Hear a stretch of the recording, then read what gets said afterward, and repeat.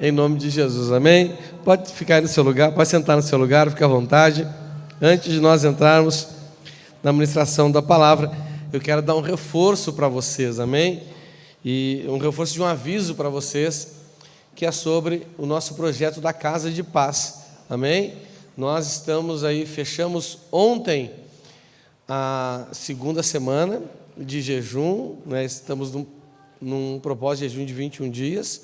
Nesses 21 dias, estamos fazendo um relógio de oração de 12 horas, estamos fazendo uma live diária, não é? Com uma palavra para te animar, para te orientar, para que você possa, de fato, não perder essa oportunidade.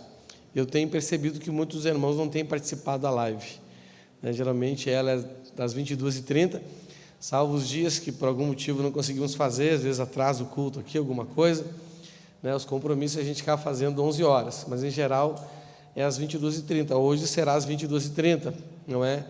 São aproximadamente de 15 a 20 minutos de compartilhamento da palavra. A live inteira é um pouco mais, porque a gente fica às vezes uns 10 minutos esperando os irmãos entrar, não é verdade? Né?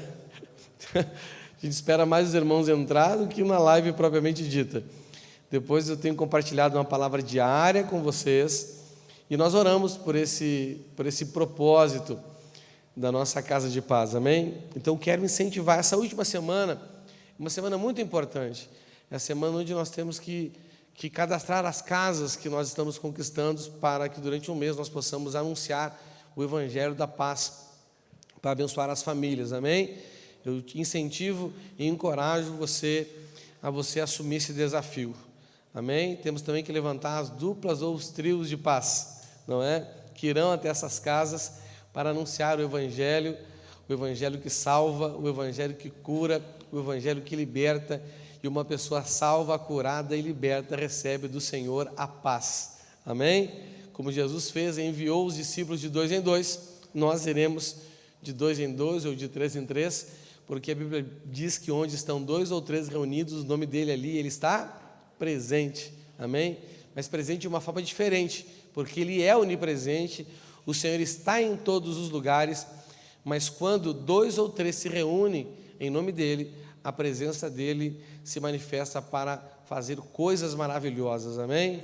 Salvação, milagre, cura e tantas outras coisas que o Senhor quer fazer na vida das pessoas. Então eu quero te incentivar, não fique de fora. Se você ainda não começou, comece. Mas missionário, não comecei o jejum, né? Já está na última semana, o que eu faço? Meu filho, comece agora, não é verdade? Não é? Mas eu faço só 7 dias, se você quiser fazer só 7, faça. E se você quiser fazer 21, faça a partir de amanhã, mais 21 dias, não é verdade? O negócio é você assumir o propósito com o Senhor. E nessas lives que temos feito, já fizemos 15 lives, né? Ontem foi a 15ª live, foi isso? A 15ª, não é isso? Hoje vai ser a 16ª live. Eu sempre tenho trazido uma palavra que mostra para você o quão importante é você participar daquilo que Deus tem preparado para você, principalmente do evangelismo, né?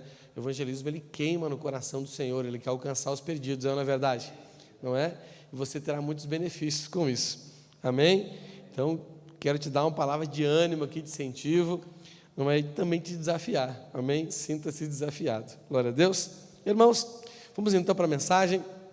Nós estamos com um grande objetivo esse ano, de nós estabelecermos uma parceria poderosa com o Senhor, amém? Quem quer estabelecer uma parceria com o Espírito Santo aí? Glória a Deus. Então você tem que correr, você tem que caminhar, né? Como eu tenho falado aqui, eu não sou professor de Bíblia, não dou aula de teologia, eu sou um pastor, e um pastor conduz as ovelhas a um lugar específico, não é verdade?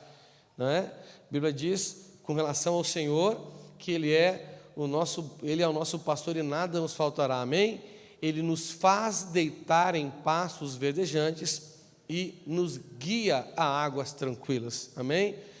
Eu já te ensinei aqui, e vou relembrar você, que se você não deixa eu fazer você fazer alguma coisa, e se você não deixa eu te guiar ao lugar que o Senhor quer que você vá, você não está deixando eu te pastorear.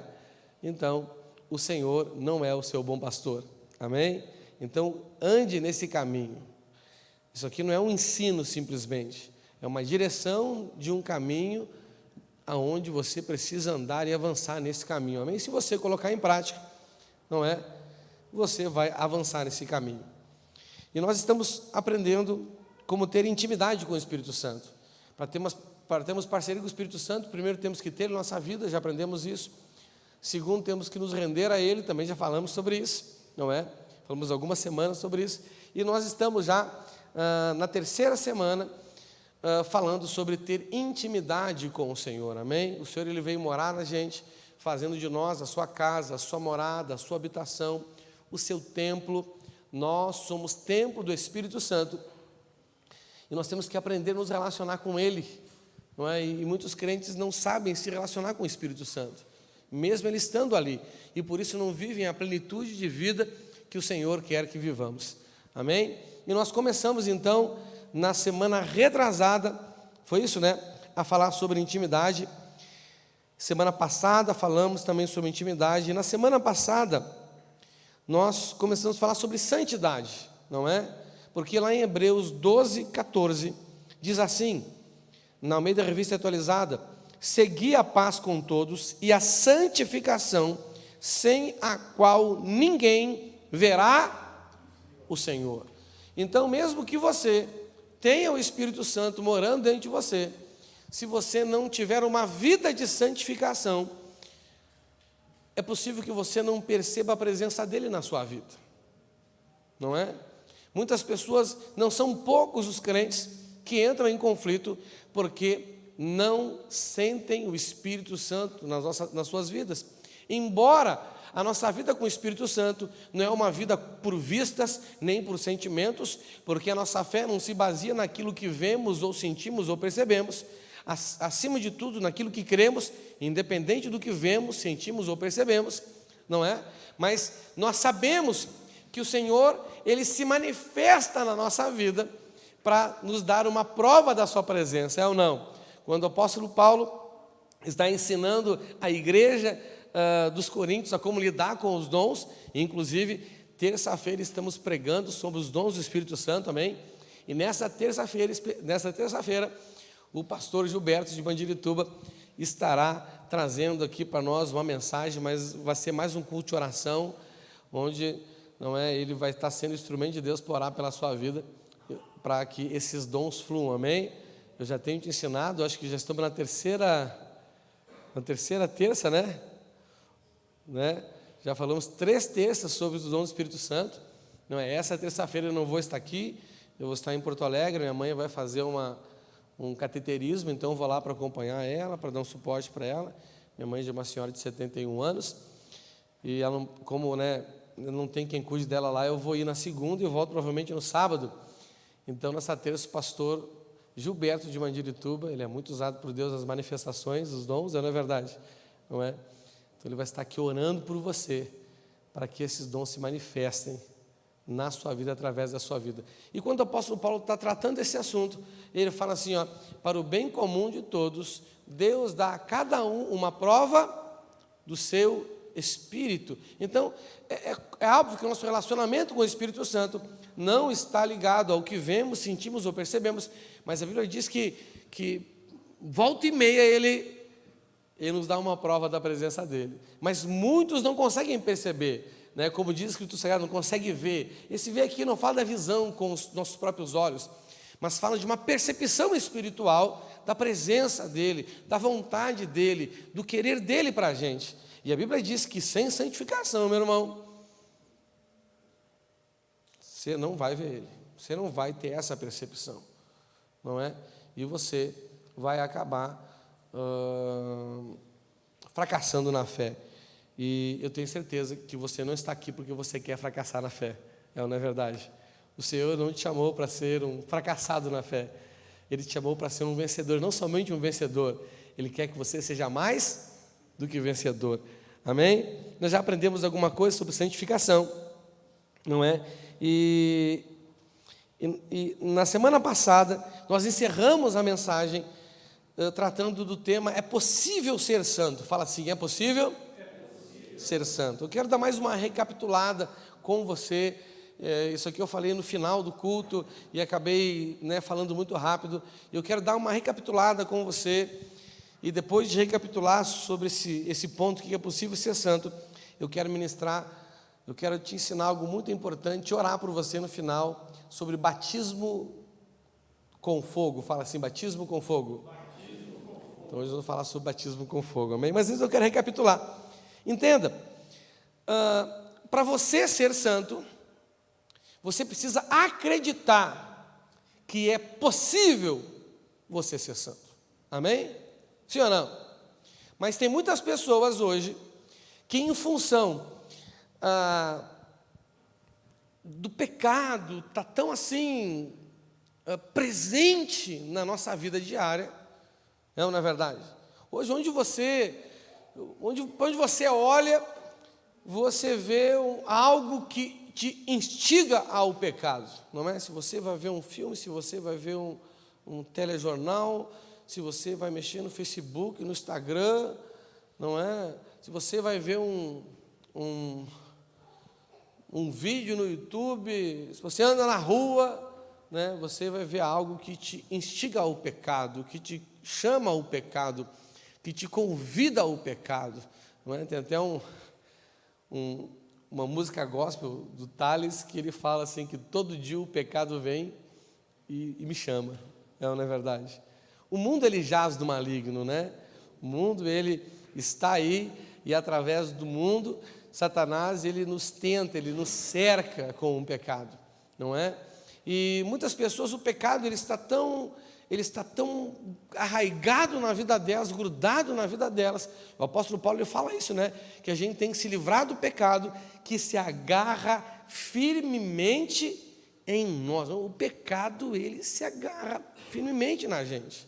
Não é? A batalha contra o pecado não é, nunca foi e nunca será uma batalha fácil, até porque o Senhor não promete facilidades, Ele promete sim a vitória, sim ou não?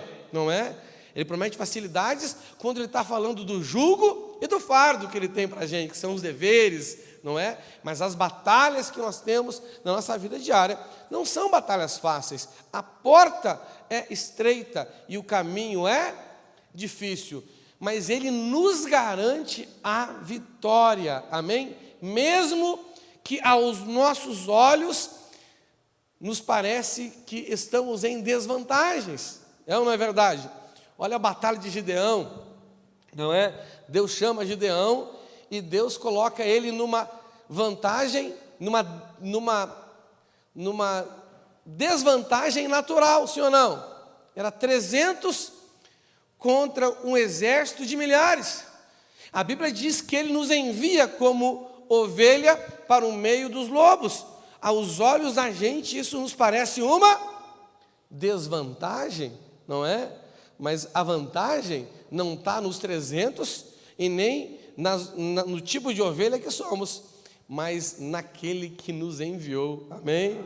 Não é verdade? A vantagem de Davi não estava na habilidade dele de usar a funda, nem na habilidade dele do cajado, não é verdade?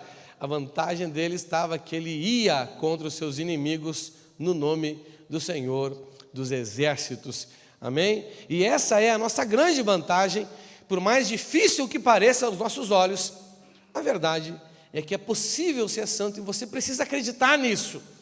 Você precisa tomar uma decisão de tirar dos seus pensamentos e de tirar dos seus sentimentos qualquer coisa que te tente convencer de que não vai dar certo, que você não vai conseguir. Não cai no erro de crer que é possível, mas para você não é. Porque a gente fala assim, não, pastor, eu sei que é possível, mas é que o meu caso é muito difícil. Não, isso é um engano, não é verdade? Sim ou não? Olha só o que o apóstolo Paulo falou. Olha, existe uma verdade que deve ser crida, e a verdade é que o Senhor morreu pelos pecadores, dos quais eu sou o pior, não é verdade? Então, você tem jeito, amém? O Senhor, Ele pode te dar essa vitória, então você tem que crê que é possível ser santo. Mas se é possível ser santo, por que que muitos fracassam numa vida de santidade? Simplesmente porque não são instruídos adequadamente no caminho da santidade, ou, mesmo sendo instruído, não querem andar. Porque, meu irmão, olha aqui para mim. Se você decidir andar no caminho da santidade, é impossível você não ter a vitória contra o pecado. É impossível você não ter a vitória contra o mundo. E a Bíblia diz que os filhos de Deus têm a vitória sobre o mundo. Amém? Então, quem não vence o pecado é porque não foi instruído no caminho para vencer o pecado, ou porque decidiu não andar nesse caminho. E a partir de hoje, você que está aqui, você só vai ser um derrotado se você decidir não andar, porque eu vou te ensinar. Se você não quer aprender, sai correndo agora, porque senão daqui a pouco você está sabendo, você não vai ter mais desculpa. Amém? Ô, pastor, não estou conseguindo. É porque não andou, porque eu vou te instruir. Amém? Glória a Deus.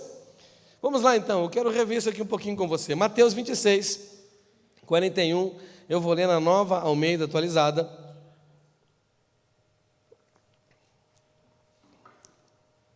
Diz assim, né? Vigiem e orem, para que não caiam em tentação. O espírito, na verdade, está pronto, mas a carne é fraca. Não é? Eu já falei, mas vou repetir. Muitas pessoas, quando leem esse versículo, elas têm uma coisa que chama a atenção delas. E a coisa que geralmente mais chama a atenção das pessoas aqui é que a carne é fraca.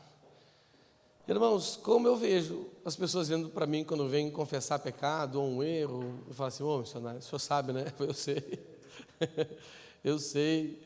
Ele fala, o senhor sabe que a carne é fraca, né? Eu sei que a carne é fraca. Mas eu sei também que o Espírito está pronto, não é? E o Espírito está pronto para quê? O Espírito está pronto para vencer uma carne que é fraca. Amém? O Espírito está pronto para vencer uma carne que é fraca. Você não pode entender essa carne fraca aqui como algo que representa uma impossibilidade, mas como uma advertência. Você está me entendendo? É uma advertência, não é?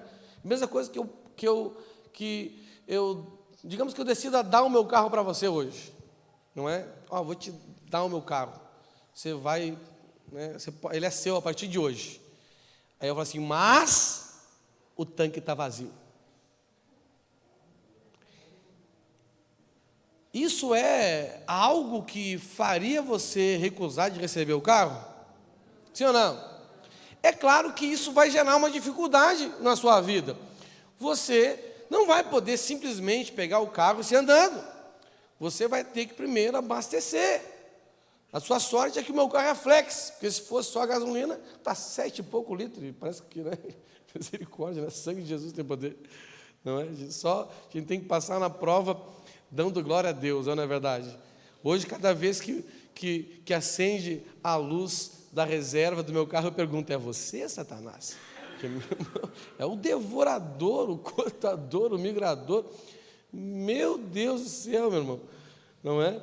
Chega a dar uma dor na alma. Mas isso é outro assunto, né? Então, o apóstolo Paulo está dizendo assim, ei, né? Porque, entenda uma coisa, o Senhor, Ele nos colocou em uma posição de vantagem sobre o pecado, sim ou não? A Bíblia diz que Ele condenou o pecado na nossa natureza humana. Então, Ele nos colocou em uma condição de vantagem. Você não pode se considerar em uma condição de desvantagem. E Ele nos coloca, porque nós temos essa vantagem. Ele fala, ó, né, deixa eu parafrasear aqui, ó, a vantagem de vocês é que o espírito está pronto, mas tem um porém, mas tem uma dificuldade, tem um percalço, tem algo com o qual vocês têm que ficar, ó, atento. Se vocês não ficar atento, isso vai atrapalhar vocês. Mas se vocês ficar atento, isso não será um problema para vocês, sim ou não? Porque a carne é fraca. Quem lembra da dinâmica que eu fiz domingo passado? Eu peguei representando o espírito que está pronto, e peguei Peguei o Pablo, o filho do Rodrigo. O Rodrigo é um dos irmãos maior aqui da igreja. Ele consegue ser menor do que o pastor Marquinhos. Então você imagina o tamanho do filho dele, pequenininho, magrinho. Eu disse que eu era o Espírito, bem alimentado pelo Espírito Santo, não é? Alimentado pela palavra de Deus, alimentado por fazer a vontade daquele que me enviou, e a carne fraquinha, pequenininha, não é verdade? Ela está ali, ela existe. Se a gente não se cuidar com ela, ela vai pregar uma peça na gente. Mas essa condição aqui não revela uma condição de desvantagem, revela para nós somente uma condição de atenção. Amém? O espírito está pronto, mas a carne é fraca. Aí também eu expliquei para você a dinâmica da tentação. Existe uma dinâmica da tentação. Ninguém cai em pecado assim, ó. Quando eu acordei, pastor, eu abri o olho e já tinha pecado. Não, meu irmão. O pecado não é assim. Existe uma dinâmica, existe um caminho, não é? Para que você caia no pecado. Eu quero falar mais um pouquinho sobre isso hoje. E vamos ler o texto que está lá em Tiago, no capítulo 1, do versículo 13 ao 17, na NTLH. Tiago 1, do 13 ao 17, não é? Lembrando aqui, né?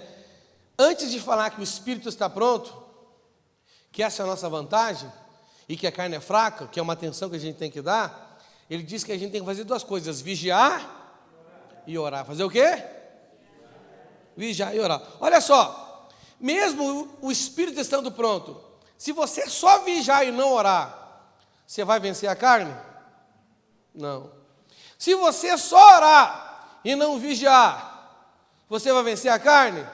Também não. Tem que orar e... Qual é o problema dos crentes hoje? Tem uns até que oram, mas não vigiam. Outros até vigiam, mas não oram. Não, e tem uns crentes que são ruins de negócio, meu irmão. Tem uns assim que sangue de Jesus tem poder. É aqueles crentes assim que o apóstolo Paulo falou para esses filhinhos pelos quais, novamente, tendores de pátria. Meu Deus do céu, de novo. O crente nem vigia e nem ora, meu irmão, pensa. Está vigiando, irmão? Não. Está orando? Também não.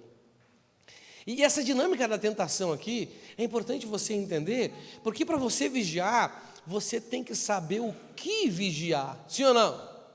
Não é? Imagina alguém te coloca assim, né, num lugar para você, vigia aí, aí você fica assim, né, mas vigia o quê? Não é verdade? É para tomar cuidado com o quê? Sim ou não? Porque a gente tem que saber o que tem que vigiar. E quando nós entendemos a dinâmica da tentação, nós passamos a discernir aquilo que nós temos que vigiar. Amém? Então, eu vou falar sobre vigiar e depois eu quero falar um pouquinho sobre orar. Amém? Que é onde vai entrar o batismo do fogo. Tiago 1, do 13 ao 17, fala assim: quando alguém for tentado, não diga, essa tentação vem de Deus, pois Deus não pode ser tentado pelo mal, ele mesmo não tenta ninguém, mas as pessoas são tentadas quando são atraídas e enganadas pelos seus próprios maus desejos. Então, esses desejos fazem com que o pecado nasça, e o pecado, quando já está maduro, produz a morte. Não se enganem, meus queridos irmãos, tudo de bom que recebemos e tudo que é perfeito vem do céu, vem de Deus, o Criador das luzes do céu. Ele não muda, nem varia de posição, o que causaria escuridão. Mateus 4:1 diz assim: então o Espírito Santo levou Jesus ao deserto para ser tentado por quem? Pelo diabo. Amém? 2 Pedro 1:4, desse modo, Ele nos tem dado os maravilhosos e preciosos dons que prometeu. Ele fez isso para que, por meio desses dons, nós escapássemos da imoralidade que os maus desejos trouxeram a este mundo e pudéssemos tomar parte na sua natureza divina. Amém? Esses três textos aqui, nós conseguimos estabelecer a dinâmica da tentação. como que a tentação funciona. Então a Bíblia diz que existe a tentação, amém? Sim? E a Bíblia diz que a tentação, ela não vem dos outros, a tentação não vem diretamente do diabo, embora ele seja o tentador, amém? Mas ele já entra num nível avançado aí, ele não parte do zero. A Bíblia diz que nós somos tentados quando somos enganados e atraídos pelos nossos próprios maus desejos. Você está me entendendo? Então, se você tem mau desejo, todos nós temos mau desejo. Todos nós temos mau desejo. Não tem ninguém que não tem. Pastor, o senhor tem uma cara tão santa, pastor. O senhor parece um anjo. O senhor não tem nem cabelo para dar espaço para a auréola. Não, filho. Eu também tenho mau desejo. Porque eu tenho em mim a natureza humana. E você também tem. Amém? Não é? Então, existem dois tipos de mau desejos. Existe aquele mau desejo que é de fato, ele é mau na essência. Ele é mau o quê? Ele é mau na essência. Você está me entendendo? Ele é fruto de uma deturpação do nosso caráter, da nossa alma. É o que a Bíblia pode chamar assim de, esqueci o termo agora, é uma abominação. É o que o Senhor considera abominação, por exemplo, não é? Então, vou dar exemplos de pecado como esse, que é uma abominação.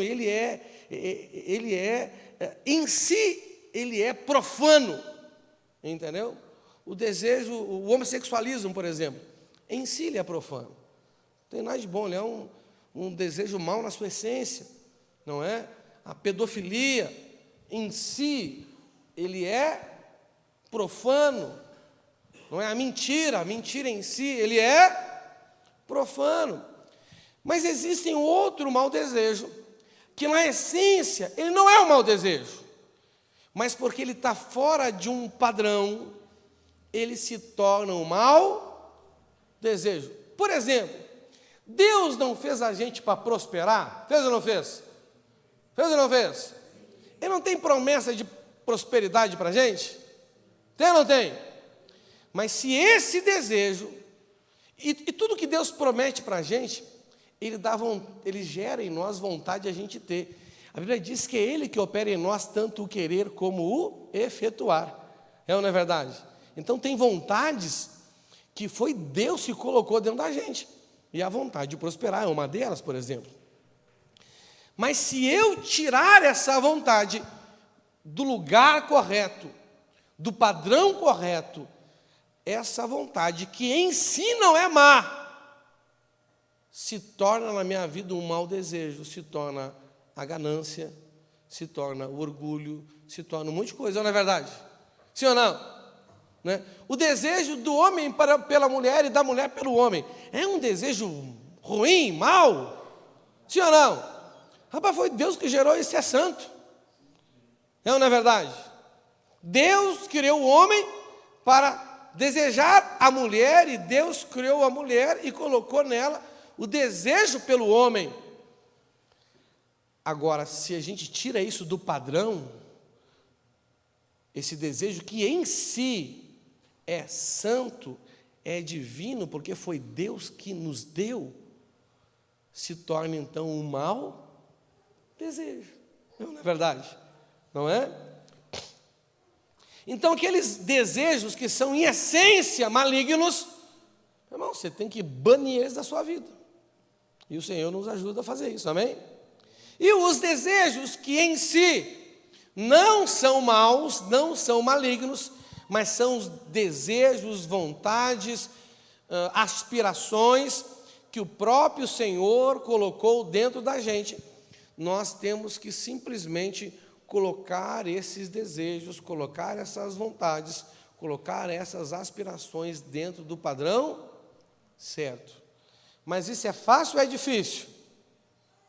Isso é difícil. A Bíblia diz que o pecado, ele se agarra firmemente em nós. Então, entenda uma coisa, nós temos maus desejos, nem todos os desejos da minha vida estão no padrão ainda. Então, eu tenho que entender que os meus desejos, ou seja, os meus maus desejos, eles têm uma estratégia. Eles querem me atrair e me enganar. O que eles querem fazer comigo? Me atrair e me enganar. Quando eles me atraem, quando eles me enganam, o tentador, aí entra o tentador, entra o diabo, aquele que tentou o próprio Senhor, que anda ao nosso derredor, bramindo como leão, ele está só esperando essa oportunidade. Ele olha para cada um de vocês e eu só vou esperar a hora dessa pessoa ser atraída e enganada pelos seus próprios maus desejos. E se eu perceber que ela for enganada, eu pulo em cima dela e trago ela. E aí você cede à tentação e isso vai produzir a morte na sua vida, né? O apóstolo Paulo diz que de Deus não se zomba. Aquele que planta no terreno do Espírito dele colherá a vida, mas aquele que planta no terreno da sua natureza humana, dele colherá a morte. O que é essa plantação? É uma atitude pecaminosa, porque você tem um mau desejo, e esse não é em si o problema, não é? Nós só vamos se livrar totalmente deles quando formos revestidos de incorruptibilidade, mas aí você se deixa atrair por ele e se deixa enganar por ele. Entenda uma coisa, o seu coração, ele é enganoso, a Bíblia diz. E a Bíblia diz que não há nada mais enganoso do que o seu coração. Não tem nada entre os céus e a terra que é mais enganoso do que o coração da gente. Nem o diabo, que é o pai da mentira, tem o poder para te enganar tanto quanto o seu coração. Então o crente não tem que ter medo do diabo. O crente tem que ter medo do seu coração, porque ele é muito enganoso. Você está me entendendo? E qual é a estratégia? Qual é a estratégia que os seus maus desejos, quando te atraem, usam para te enganar? Tiago fala, no versículo 16 ele fala assim, ó, não se enganem, né? Tiago está dando essa dinâmica para a gente, né?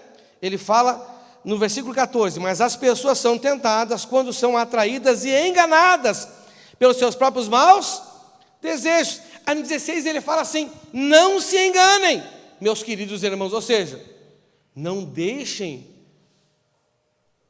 o seu coração enganar vocês. Não deixem os seus maus desejos enganar vocês. E como que ele quer enganar vocês? Olha o que diz o 17. Tudo de bom que recebemos, tudo que é perfeito, vem do céu, vem de Deus, o Criador das luzes dos céus. Ele não muda, nem varia de posição, o causaria a escuridão. Então, os seus maus desejos, eles querem te enganar, te convencendo que você tomando um caminho diferente do que o Senhor te mostra na Escritura Sagrada, você vai encontrar alguma coisa de bom. Não vai. Mas por que as pessoas, por que crente peca? Por que muitos crentes pecam? Porque eles acham que, não, Deus é bom, não é verdade? Não, Deus é bom, Deus ele entende. Deus ele me conhece. Ele conhece a minha fraqueza. Ele sabe. Ele sabe que você está se enganando. Você acredita que de uma outra forma você vai conseguir encontrar a felicidade. E você acredita que da forma que Deus falou, você não vai ser tão feliz assim. É esse tipo de engano que os maus desejos querem trazer para você. Eles falam assim no seu ouvido assim, ô fulano, deixa eu te dizer uma coisa, desse jeito de Deus aí é difícil. Você não vai ser feliz, não. Mas desse jeito aqui, ó. Desse jeito você já começa a aproveitar um pouquinho antes. Já vai ser mais feliz. E Deus é bom. Deus é bom. O missionário é legal. Pastor Mackenzie é gente boa. Depois ele te perdoa e está tudo certo.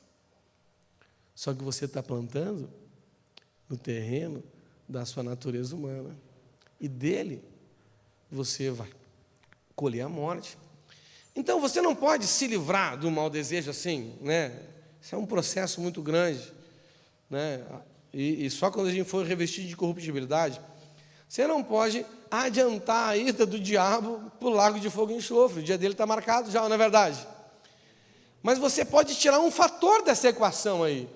Você pode tirar da sua vida um engano. Tirar o quê? O engano que o mau desejo quer gerar em você. E como que você faz isso? Vigiando. Fazendo o quê? Vigiando para quê? Para estabelecer estratégias. Você tem que estabelecer estratégias para não ser enganado. Se você não estabelecer estratégias, essas estratégias, elas têm que ser com base na palavra de Deus. O apóstolo Paulo fala assim: ei, tudo me é lícito, mas nem tudo me convém.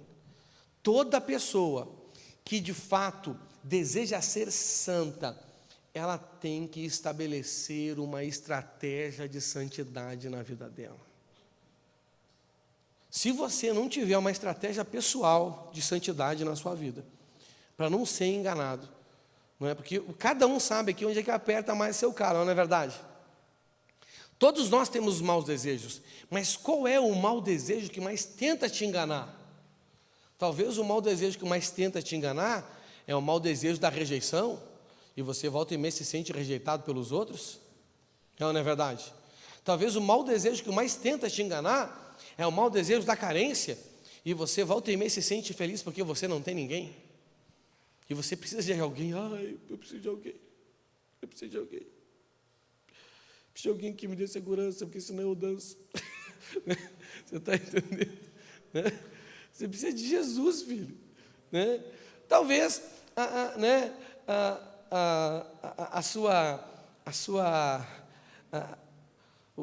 o seu mau desejo, não é, que também faz parte da carência, um pouco da vaidade, é ser desejado. Você gosta de se sentir desejado, você gosta de se sentir desejada. Você está me entendendo? Isso é um mau desejo, não é? Você está usando a isca errada. Você está me entendendo? Quem gosta de ser desejado vai sempre atrair o pior tipo de pessoa. Você está usando a isca errada. Você tem que querer ser amado. Você tem que querer ser amada. É ou não é verdade? Você tem que querer que as pessoas gostem de você. Isso sim. E a Bíblia nos dá caminhos fantásticos para isso. Mas, meu irmão, se você querer ser desejado, se você querer ser desejada, você vai atrair o pior tipo de pessoa para a sua vida. E depois, você vai reclamar. Não é verdade? E o único ser humano na terra que pode dizer assim, é a culpa da mulher que o Senhor me deu, foi Adão. O resto é tudo a gente que escolheu. Não é verdade? Não é? Está reclamando. Escolheu, não é verdade? Cada um com seus problemas. Entendeu? Então, você tem que ter uma estratégia. Nós temos uma estratégia aqui na igreja, que é uma estratégia padrão. Eu acho que é a única estratégia padrão que a gente tem, que é a estratégia da corte. A corte é uma estratégia para os experientes em relacionamentos, sabe, que as pessoas que estão querendo casar, estão querendo constituir família, que tem aquela experiência assim larga em relacionamento, entendeu? Não é? É uma estratégia para que ela não caia nos enganos dos seus maus desejos. Na semana passada eu expliquei isso. Usamos como base aquele texto de Cantares lá, não é? Pastor, mas eu sou obrigado, o senhor exige que a gente faça isso. Filho, você não é obrigado a nada, você não é obrigado nem para o céu, filho. Se você quiser ir para o inferno, entendeu? Não é? Vai ir. Não é? Cada um, na verdade. Meu conselho é, né, que você tenha estratégias na sua vida. Eu tenho estratégias na minha vida para não ser enganado pelos meus maus desejos. Não é? E a corte é uma estratégia. Por que a corte é uma estratégia importante? Irmãos, porque a maioria dos casamentos hoje são casamentos que carregam uma carga de maldição. Por quê? Porque antes de casar, naquele momento que é o momento, né, da pessoa se preparar para o casamento, é o momento da pessoa conquistar não só a pessoa com quem ele quer casar, mas conquistar a bênção de Deus. O que eles fazem? Ficam abrasando, que nem o apóstolo Paulo falava que é para não fazer. Ou fica comendo a merenda antes do recreio. E aí casa. Só que de Deus não. Então, hoje como nós vemos, sabe, irmãos, você sabe que o que mais limita hoje a igreja? O que mais limita a igreja são as desestruturas familiares. Famílias desestruturadas, famílias com cargas de maldições que não precisavam ter. Porque a colheita leva um tempo, não é verdade? Olha só, a colheita, por exemplo, de Davi com Betseba, se não me engano, foram de 11 a 15 anos que ele ficou colhendo mau resultado na vida. Quanto tempo? De 11 a 15 anos que ele colheu mau resultado, meu irmão. Claro que não foi só o pecado do adultério, foi o pecado também do assassinato de Urias. O primeiro mau resultado que ele colheu foi que o filho que ele tinha engravidado, Betseba, já nem nasceu, morreu no ventre. Não, nasceu e morreu, né? Nasceu, ficou doente e morreu logo em seguida. Não é verdade? Olha o que aconteceu. Um dos filhos dele abusou sexualmente de uma das filhas dele. O outro irmão, que era o pai de pai e mãe dessa filha, ele matou esse irmão. Absalão se pegou as concubinas dele tudo no terraço do palácio, correu atrás dele. Na fuga, Simei jogou pedra em Davi, entendeu? E Davi se lembrou. Qual é a condenação pelo pecado de adultério? Ser apedrejado. O soldado dele quis interferir. O senhor quer que eu fale coisa na cabeça dele? Ele falou: o que você tem a ver com isso, ô filho de Zeruia? Isso é Deus que mandou ele jogar em mim. Deixa ele jogar, vai que Deus tem pena de mim e transforma essa maldição em bênção. Fugiu, Absalão foi atrás dele, ele pediu misericórdia: tenham misericórdia do jovem Absalão. O cara era cabeludo, o cara tinha aqueles dread na cabeça, eu acho. Passou por um galho, ficou pendurado, mataram ele. Chorou a tristeza do filho.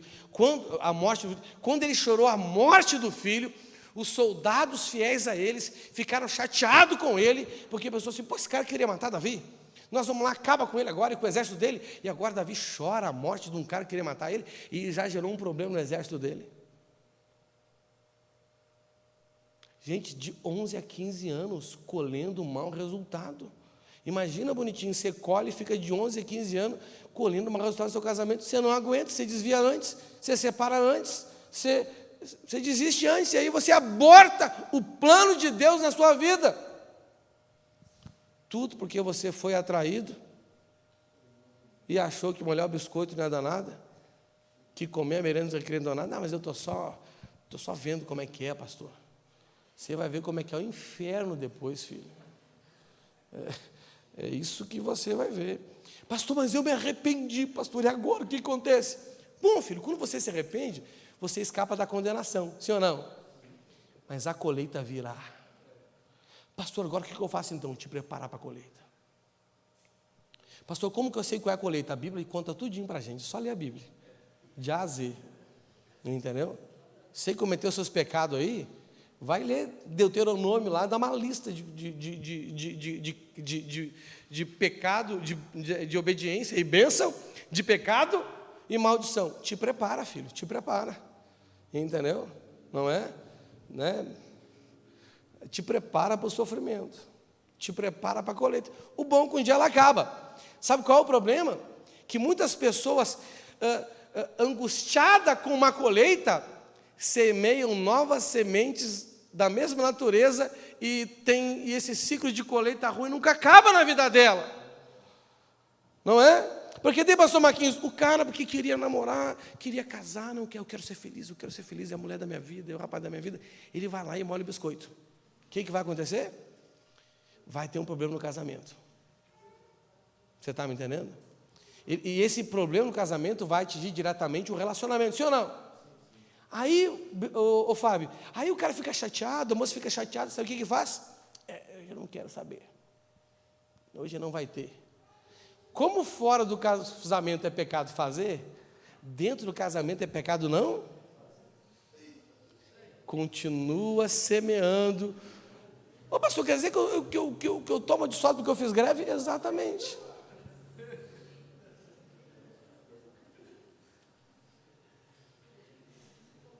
Não é? Entendeu? Então, agora isso aqui é uma dica minha, amém? Isso aqui não é da Bíblia, amém? Não leva a sério o que eu vou falar, tá bom? Eu vou falar, mas não leva a sério, tá bom? Se você deu uma molhadinha no biscoito antes de casar, molha muito depois, para compensar a colheita. Plantou uma semente ruim, planta um monte de boa, vai plantando, vai plantando, vai plantando. Isso é coisa minha, esquece. Tá bom? Isso aí é loucura da minha cabeça. Pelo menos compensa, não é verdade? Estou colhendo as coisas ruins que eu plantei, mas eu vou plantar umas boas também. Entre uma e outra eu colho uma bênção, não é verdade? Olha, acho que o Fábio gostou da ideia. Você está entendendo? Olha só. Então, você tem que estabelecer uma estratégia. Gente, eu não posso deixar eu não posso me colocar em situações, eu não posso me colocar em condições onde eu vou estimular esse determinado mau desejo ao ponto dele ficar tão forte de me enganar. Porque ele só te engana se você estimular ele. Se você não ficar estimulando ele, meu irmão, ele não tem força para te enganar. Então coloca limites. A Bíblia diz que o homem que derruba um muro é picado por uma cobra. Então, levante muros. Se a cobra está te picando, se Satanás está conseguindo usar esse engano para te conduzir ao pecado, comece a levantar muros. Mas não entenda esses limites como algo que está te prendendo. Deixa de ser burro. Entenda isso como algo que está te protegendo. Esse prédio aqui para nós é uma limitação ou uma proteção? É uma proteção. Não é uma limitação. Se não tiver paredes, se não tiver limites, não nos protege. Então estabeleça limites. A corte é uma estratégia fantástica. E todos os irmãozinhos que não obedecem à corte se dão mal, né, pastor Marquinhos? Se dão mal. Não é obrigado. Pastor, eu sou obrigado a fazer corte? Não é, filho. Mas possivelmente você vai fracassar. E aquilo que é para ser bênção na sua vida vai acabar virando maldição. Aquilo que é para trazer alegria, por um tempo vai acabar gerando muita tristeza. Davi foi de 11 a 15 anos, ele comeu o pão que o pecado dele amassou. Você está entendendo? E agora eu quero falar sobre o batismo com fogo. O batismo com fogo, ele entra naquela outra estratégia, é vigiem e orem. Gente, olha só, tudo na vida que você não orar, Deus não vai te dar. Tudo. Pastor, Deus não conhece tudo? Sim, mas Ele diz que mesmo assim, Ele quer que você busque Ele em oração. Irmãos, a oração é uma das maiores atitudes que demonstra a nossa dependência de Deus. Amém? E a Bíblia diz que sem Ele nós nada podemos fazer. Por muito tempo, eu fiquei com conflito com esse versículo, sabia? Porque eu li assim, ó, sem mim vocês nada podem fazer. Aí eu olho para a humanidade e vejo a humanidade sem Deus fazendo muita coisa. Não é verdade? Eu não sei se o cara que inventou o avião era crente. Se não era crente, ele não tinha Deus, inventou o avião. Não é verdade? Eu não sei se o cara que inventou a penicilina, que é uma das grandes invenções da medicina moderna, não é? Era crente. Mas se não é, inventou sem Deus. Não sei se o cara que inventou a lâmpada, o Thomas Edison, era crente, nenhum deles era. Não é verdade? Inventou sem Deus. Olha só, eu ficava conflito nisso. Mas a grande verdade é que o contexto desse texto não nos mostra que a gente não pode, mas acima de tudo que a gente não deve. Fala assim, eu não devo. Irmãos, o Senhor, Ele veio morar dentro de você, porque Ele quer participar de tudo, fala assim, tudo. De tudo na sua vida. Absolutamente tudo. Tem um texto bíblico que fala assim, que o Espírito Santo nos ajuda nas nossas fraquezas. Quem lembra dele? Tem uma tradução bíblica, que eu não vou lembrar qual agora, que traduz esse texto assim, o Espírito Santo nos ajuda nos nossos problemas diários. E esse problema ali, não é um problema, você está me entendendo? São as responsabilidades diárias que a gente tem. Sim ou não? São problemas. Não é assim, não é que um desastre aconteceu, não é que uma coisa ruim aconteceu, mas são problemas diários que a gente tem que, decisões, situações para resolver, não é verdade? Escolhas que a gente tem que fazer. A Bíblia diz que Ele quer nos ajudar em todas essas coisas. Você está me entendendo? Para que a nossa carne, que é fraca, não interfira nas nossas decisões e acabemos tomando decisões erradas, as quais vão gerar sofrimento na nossa vida e na vida dos outros. Então Ele quer participar. Então você tem que, tudo que você quer na sua vida, você tem que pedir a Deus em oração. Mas pastor, então vou ter que orar muito, essa é a ideia. Pastor, mas eu não vou ter tempo, ou eu oro, ou eu faço as coisas. Filho, claro que você tem que ter o tempo do secreto com o Senhor. Entra no seu quarto, fecha a porta e fala em segredo, e o teu pai que te ouve em segredo te recompensará. Não é verdade? Mas é só essa hora que é para a gente orar a Ele? Em todo o tempo a gente tem que orar. Em todo o tempo. A gente tem que estar sempre conectado com o Espírito Santo. Ele está dentro da gente. Onde a gente vai, Ele está. O que a gente vê, Ele vê. O que a gente sabe, Ele sabe. O que a gente faz, Ele vê tudo, Ele sabe tudo, não é verdade? Então a gente tem que, tudo conversando com Deus. Senhor, eu vou lá no encontro comprar um pão. O Senhor vai comigo, me ajuda, não deixa nada acontecer, que o pão esteja bom. Né? Vai orando, me dá a oportunidade de falar do Senhor para alguém lá dentro do encontro. Deve ter alguém que o Senhor quer alcançar lá. Vai falando com Ele. Mas pastor, vamos pensar que eu sou louco? Sim, Ele chamou os loucos para confundir os sãos. Então se você é são, fica louco. Amém? Ser crente não é coisa para cara certo não, irmão. Para você ser crente mesmo tem que ficar meio zoado da cabeça, porque senão não dá certo. Você está entendendo? Tem que falar, fale em língua estranha, ore em pensamento, ora falando, não é verdade? Não é? Então você tem que ter esse costume com o Senhor, constantemente, não é?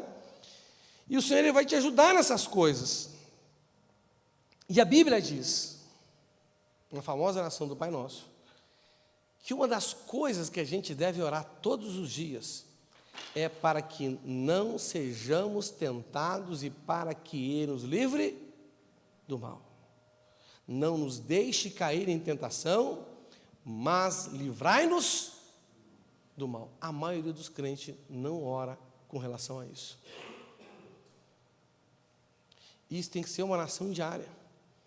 A oração do Pai Nosso, o Senhor mostrou ali as principais coisas que nós devemos buscar no Senhor e que também devem estabelecer o nosso estilo de vida aqui na terra. Meu irmão, se você não pede para Deus diariamente aquilo que Ele mandou você pedir, você não vai receber do Senhor aquilo que você precisa. E Ele quer te livrar da tentação.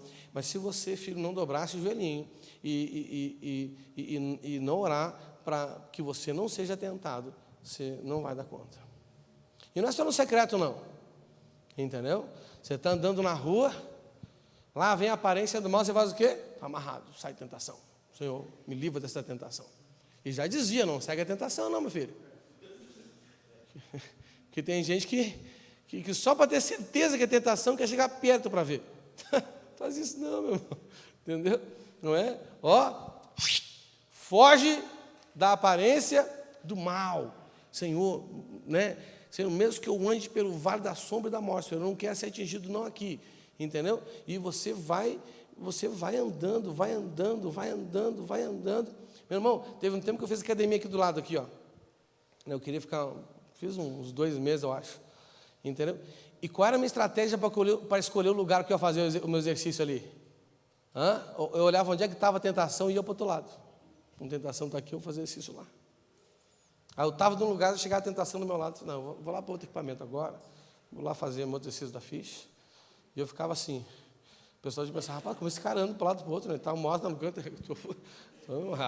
Estratégia, estou fazendo o quê? Fugindo da tentação. Você está me entendendo? Não é? Então, a gente tem que ter cuidado com essas coisas. Só que eu estou orando. Eu estou fazendo o quê?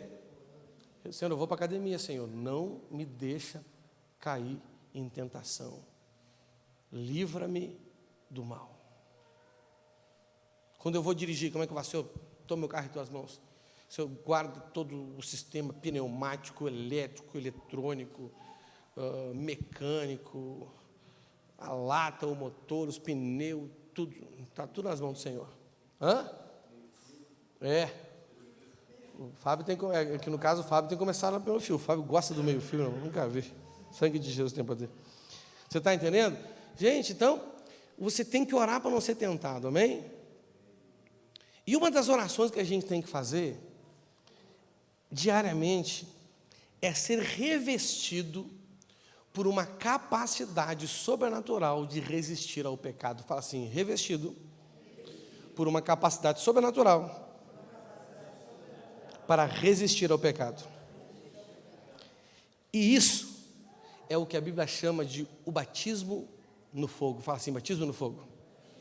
Antes eu preciso me retratar com os irmãos aqui, eu tenho que pedir perdão para vocês, amém? Há um tempo atrás eu preguei sobre batismo e falei sobre batismo no Espírito, batismo no fogo.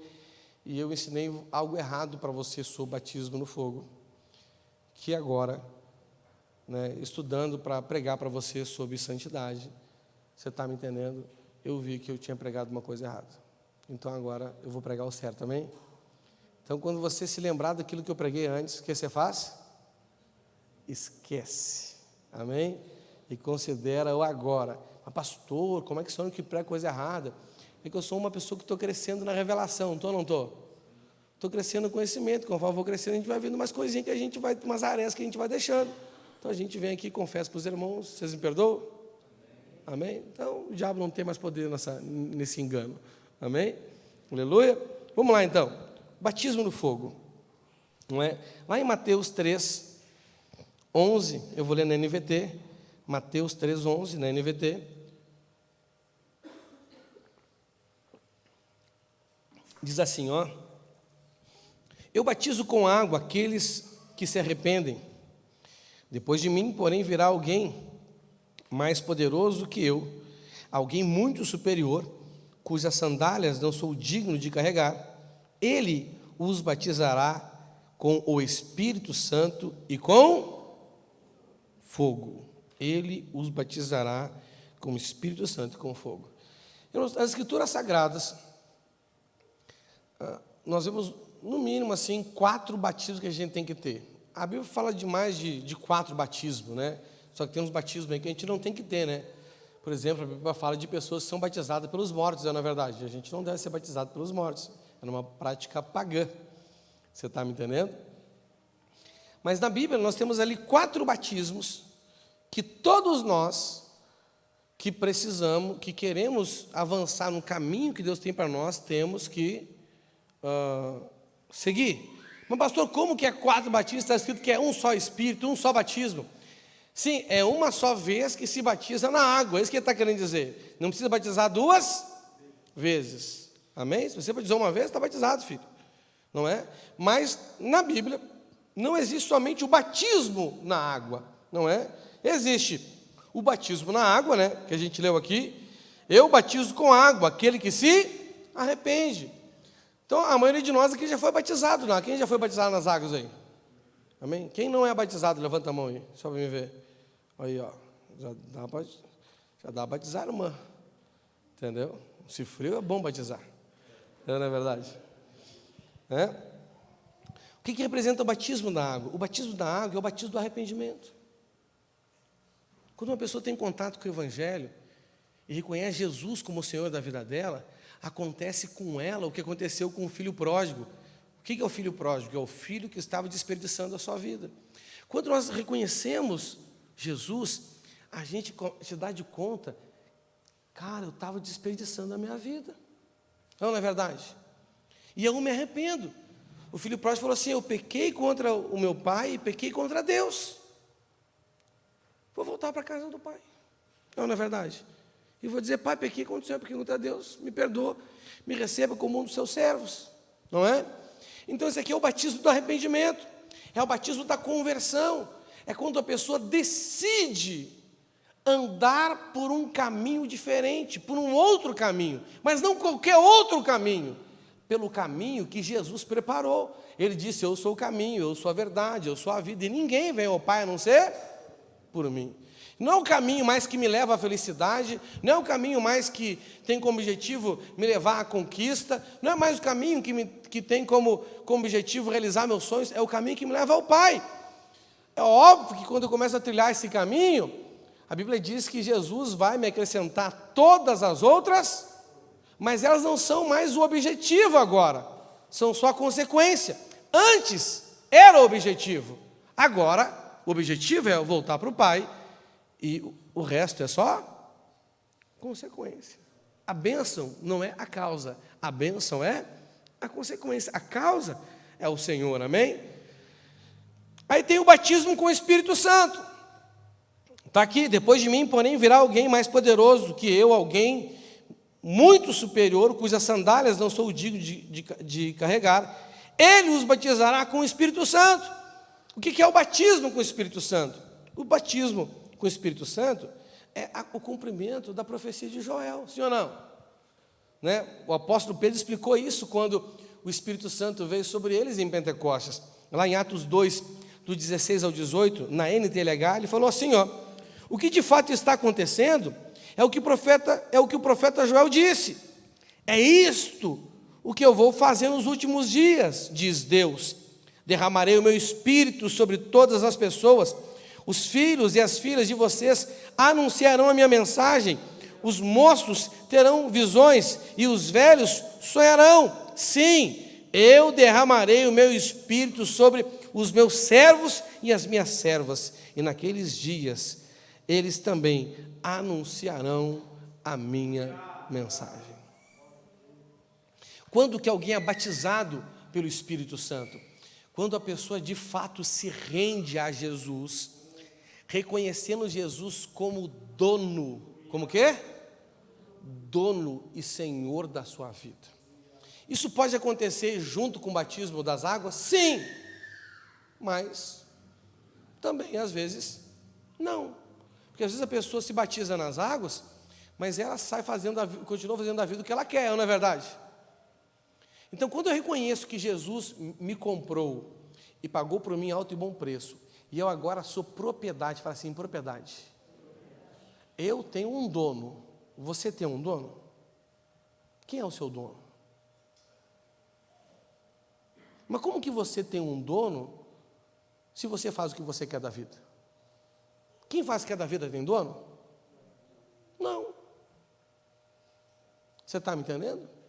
As minhas filhas, elas não podem fazer o que elas querem da vida, porque elas têm pai. Não é verdade?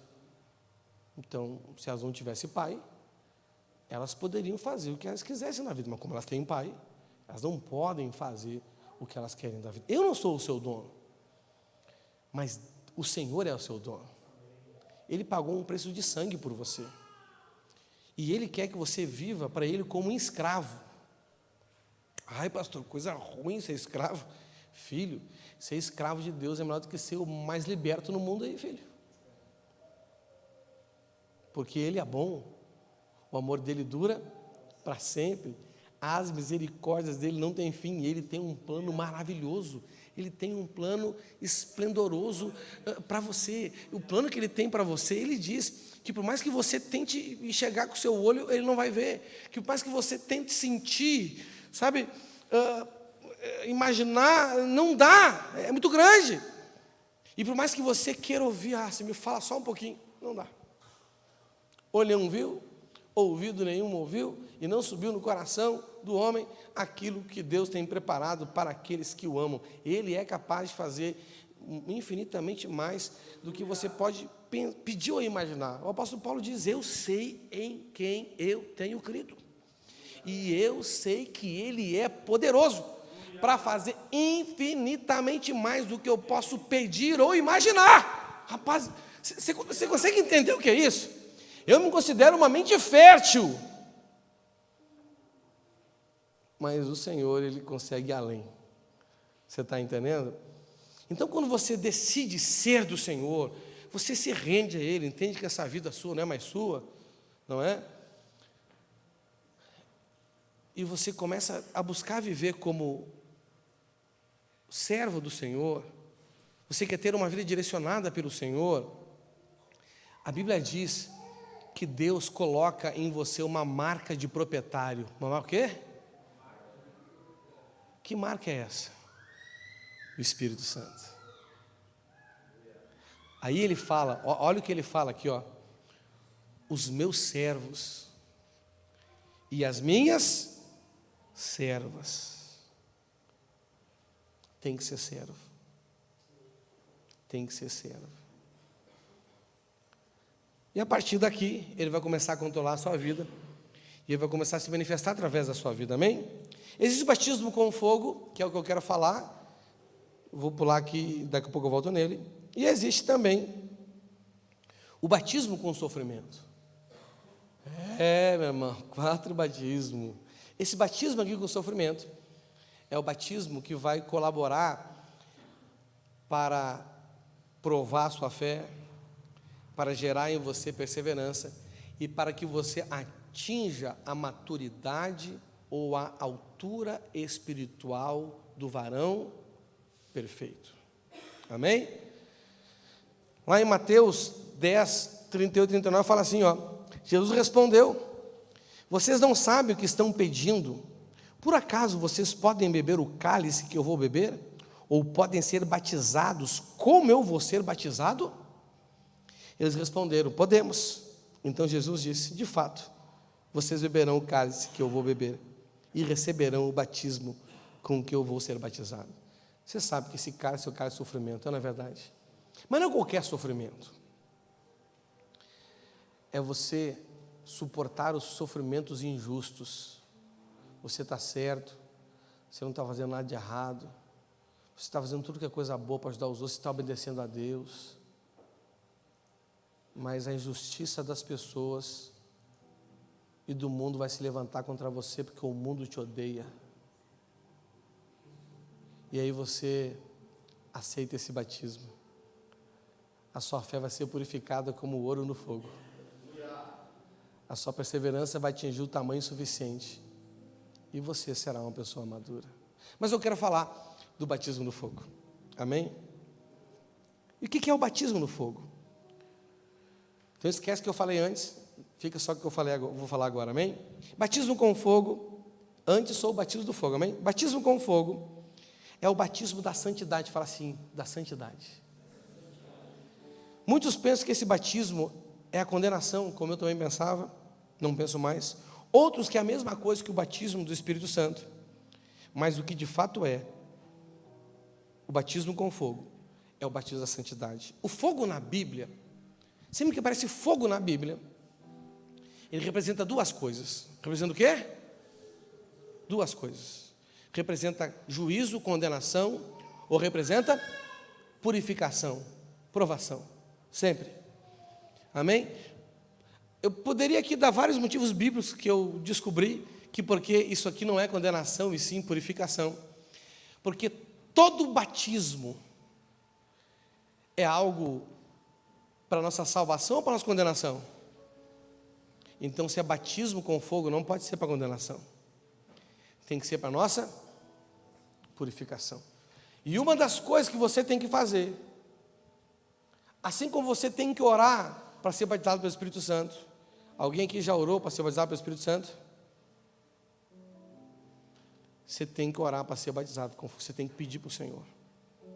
Se você não pedir esse batismo, ele não virá sobre a sua vida. E é por isso que a igreja tem fracassado em viver em santidade, porque a igreja busca o batismo das águas, a igreja busca o batismo do Espírito Santo, não busca o batismo com fogo e foge do batismo do sofrimento. Mas isso é para outro dia. Você tem que desejar o batismo com fogo. Você tem que desejar ser santo. Se você não desejar ser santo, até porque quando você não é santo, isso mostra que você não valoriza a presença de Deus, sim ou não? O que te dá comunhão com o Senhor é a santidade. Sejam santos, porque eu sou santo. A santidade é o código genético do Pai nos seus filhos. Quem não é santo não é filho de Deus, não vive como filho de Deus, vive como um bastardo. O que é bastardo? É um filho que não tem direito à herança.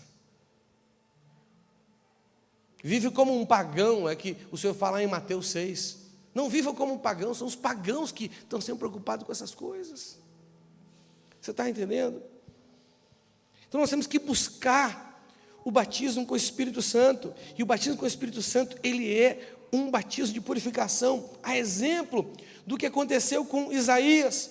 Lá em Isaías, no capítulo 6, do 1 ao 7, diz assim, olha só, eu vou ler na NTLH: no ano em que o rei Uzias morreu, eu vi o Senhor sentado num trono alto e elevado, o seu manto se estendia pelo templo inteiro, e em volta dele estavam serafins, cada um deles tinha 6 asas, com 2 eles cobriam o rosto, com 2 cobriam o corpo, e com as outras 2 voavam. Eles diziam em voz alta uns aos outros: Santo, Santo, Santo é o Senhor Todo-Poderoso, a sua presença gloriosa enche o mundo inteiro.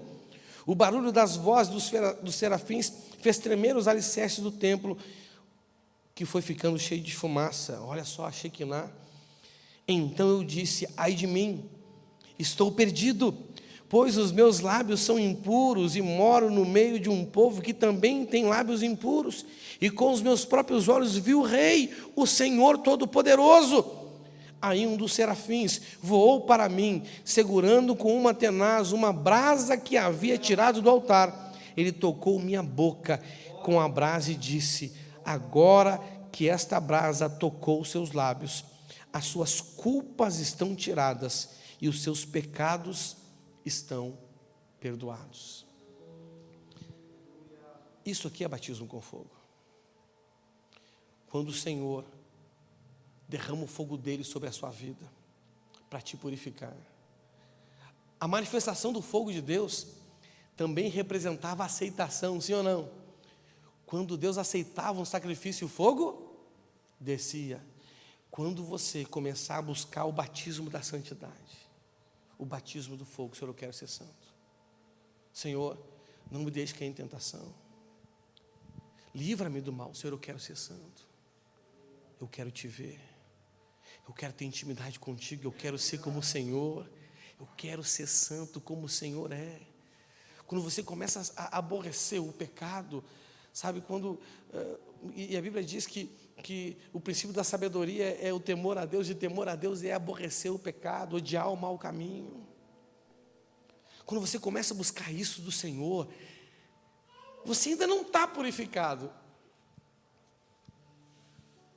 mas é o que Ele precisa para Ele dizer assim: agora sim, Ele é um sacrifício vivo e aceitável.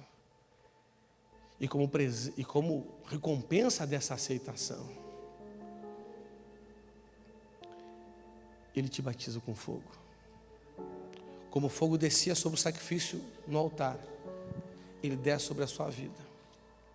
Esse fogo não é para te condenar, esse fogo é para te purificar, assim como aconteceu com Isaías. Batismo com fogo é uma capacidade sobrenatural para escapar da imoralidade deste mundo. É um dom, é uma virtude. 2 Pedro 1, do 3 ao 9 diz assim, na NTLH: o poder de Deus Que poder é esse? No caso, agora, é esse batismo com fogo. O poder de Deus nos tem dado tudo o que precisamos para viver uma vida agradável a Ele, por meio do conhecimento que temos daquele que nos chamou para tomar parte na sua própria glória e bondade. Desse modo, Ele nos tem dado os maravilhosos e preciosos dons que prometeu. Ele fez isso para que, por meio desses dons, nós escapássemos da imoralidade que os maus desejos trouxeram a este mundo e pudéssemos tomar parte na sua natureza divina.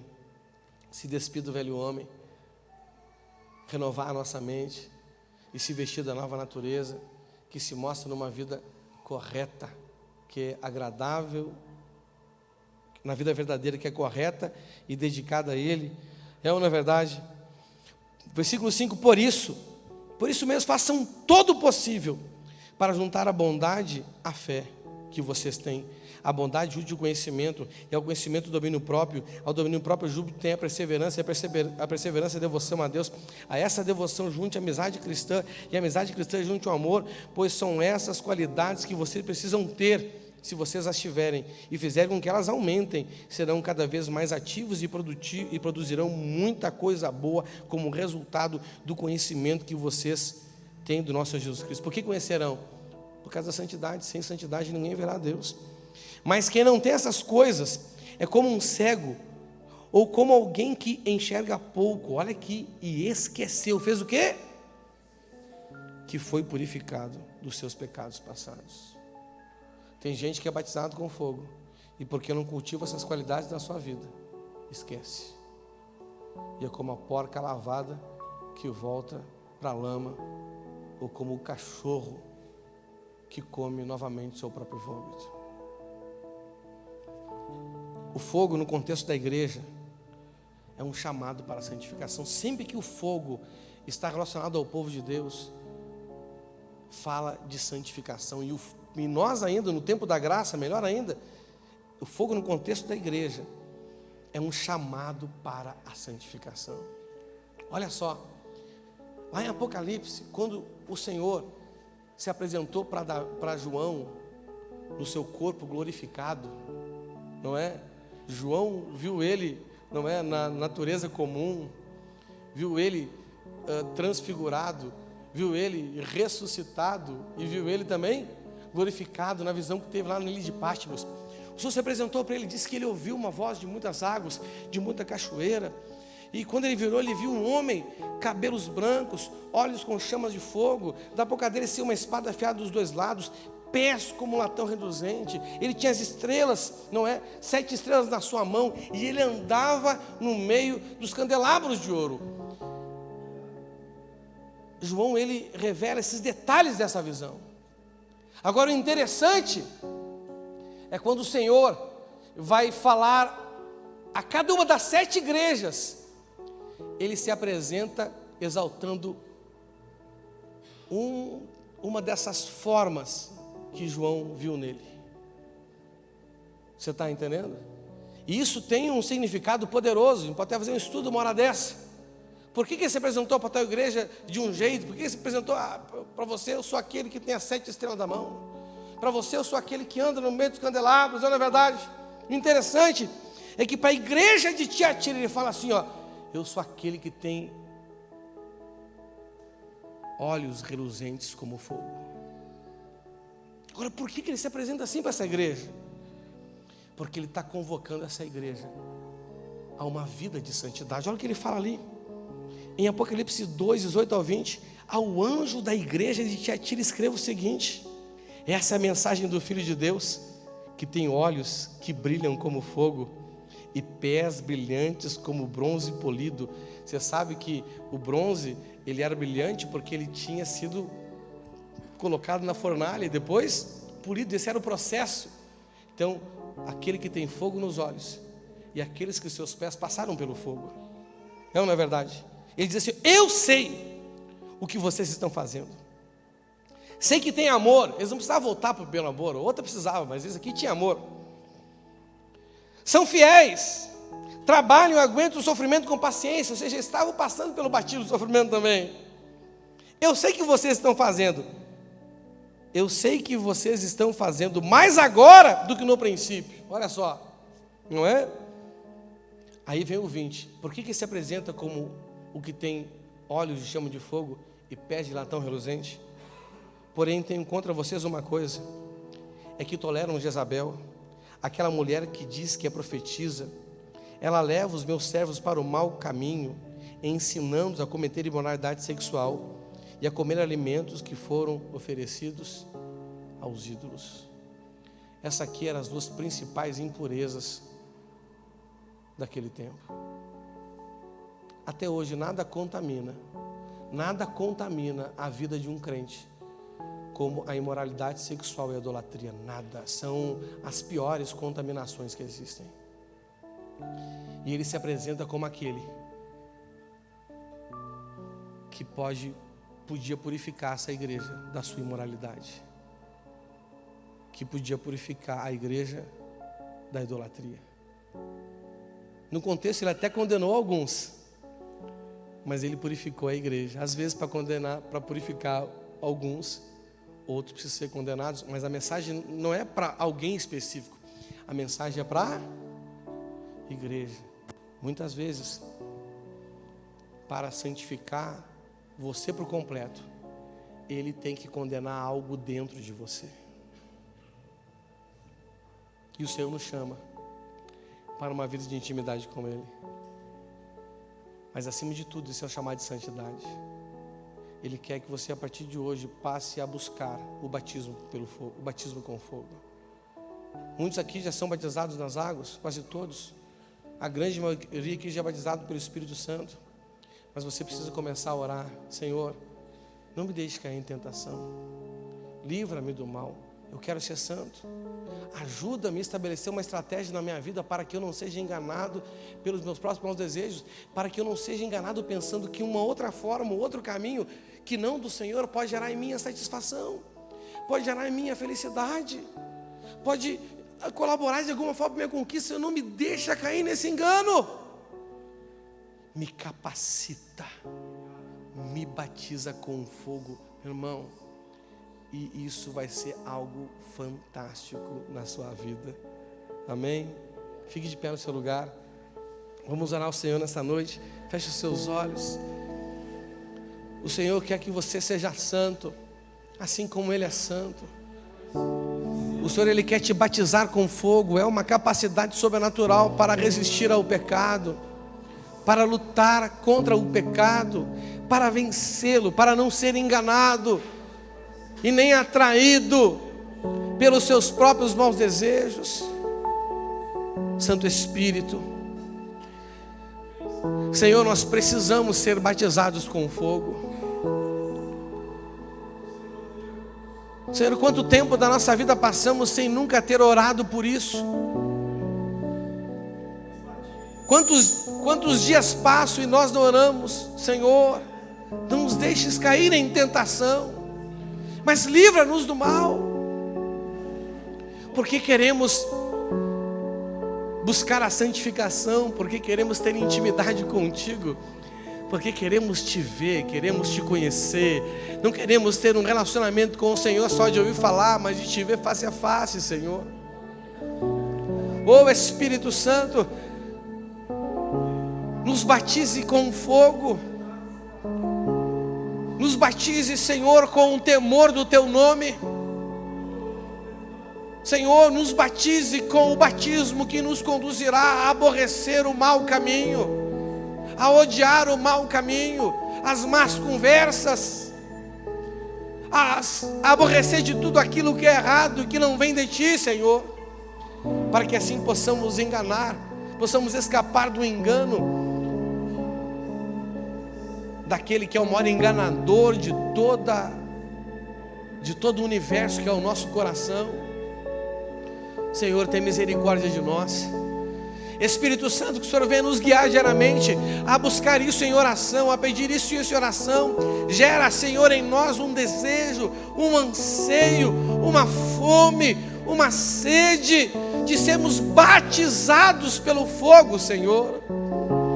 Queremos ser sacrifícios vivos que o Senhor aceita. E quando o Senhor aceita, o Senhor manda fogo. Nos aceite, Senhor. nos aceite. Nós clamamos, por favor, em nome de Jesus, nos aceite para sermos teus.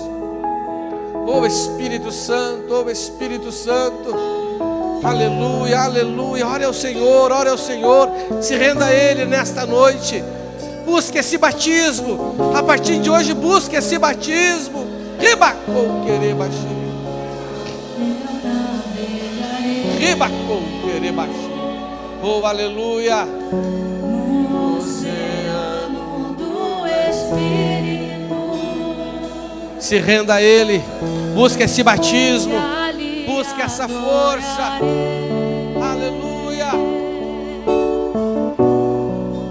ao Deus do meu amor, Aleluia, aleluia. Deseje Ele, deseje Ele.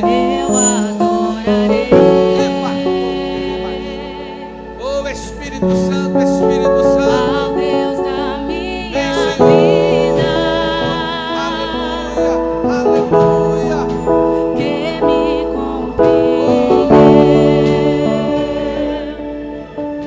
compreendeu sem nenhuma explicação.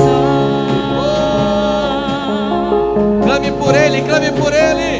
Espírito, Espírito, Clame pelo batismo de fogo na sua vida, pela santificação. que desce como fogo, vem como em Pentecoste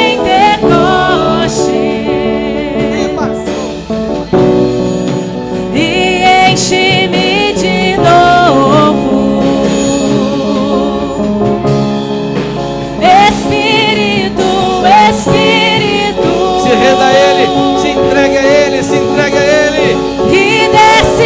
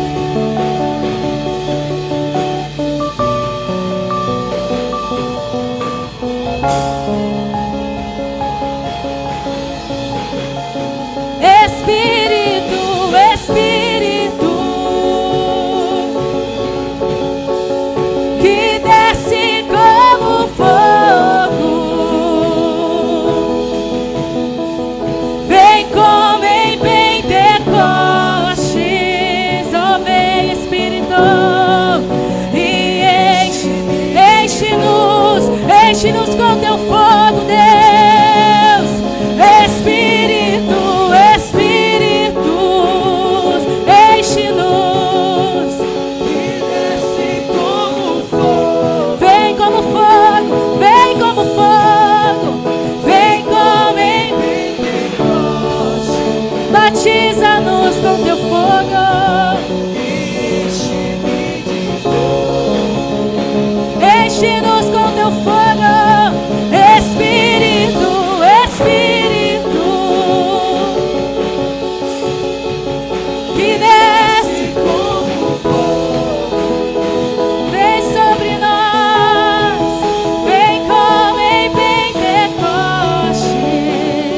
Batiza-nos, batiza-nos, batiza-nos, Senhor.